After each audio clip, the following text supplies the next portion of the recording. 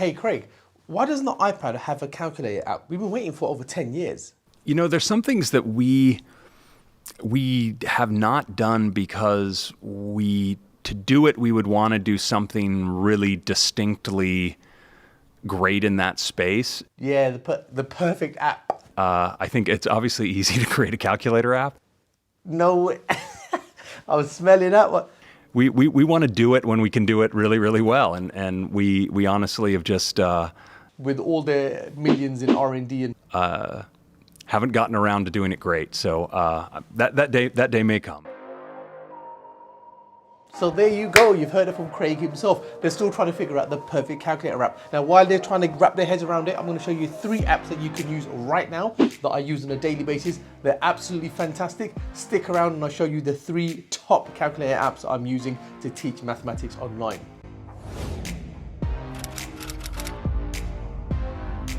So here we go, you can see my carousel of my best 3 calculator apps. And the first one that I'm going to show you is this one here. It's called the Calculator. Now you can go ahead and check the link in the description below. The Calculator. Now I don't use this as a floating calculator. First thing first, let me just show you. I don't use any of these in full screen, so I use them as a slider over apps. Okay, here we go, slider over apps. This particular one I don't use as a slider over app. Actually, I don't even use this application. Where I do use it though is in the today view. So here, this one has a widget. It's a fantastic widget like this.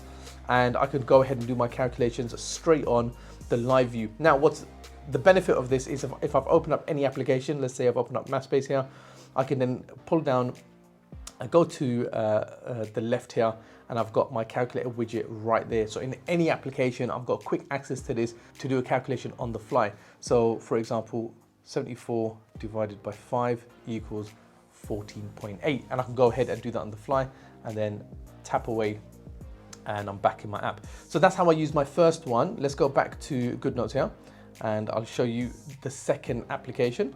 This is MyScript calculator and it's available on the App Store. So check this one out. This is how I use it. So if I'm doing a fly calculation again, I just need to do a quick calculation. What's brilliant with this one, it has touch input. Well, they all have touch input, but here I can do a quick calculation. 60 divided by 2 equals, and it gives me my calculation right there. I could do 3 root 72 and it gives me 25. And what's nice about this one is I could go ahead and I could copy this and I could paste this straight into GoodNotes. So here we go, look, I can paste that calculation straight into GoodNotes, copy and paste it straight away, which is brilliant.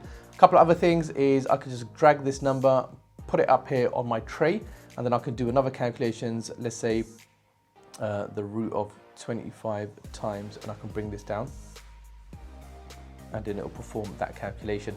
When I'm teaching mathematics, I'm doing a quick mental recall, I'll just show the process on the calculator for my students. Now, as I'm showing you these calculations, I've chosen a particularly important topic here, which is quadratic functions. Now, I want to graph these quadratic functions, so that leads me to my third and final recommendation, which is Calculate 84. Now, this is a brilliant alternative to a physical GDC, a graphing calculator, and it's absolutely free. In fact, what they all have in common is they're all brilliant and they're all absolutely free. So how do I graph this then? I can, just as a normal GDC here, look, I've got a function, I can graph it, and I can show my students this particular function. Now, that's not this function, is it? I would do, let's just clear that out, and I've got 2x squared minus 8x. Graph that, here we go, that's the same as that one there. And I can use this to go ahead and calculate certain things, so 0 values and so on and so forth. There you go. Now, if you stuck around until this part of the video, I'm going to share a power tip with you. As I share my screen, students can't really see the zeros. They can't really see this, it's too small, so I need to zoom in.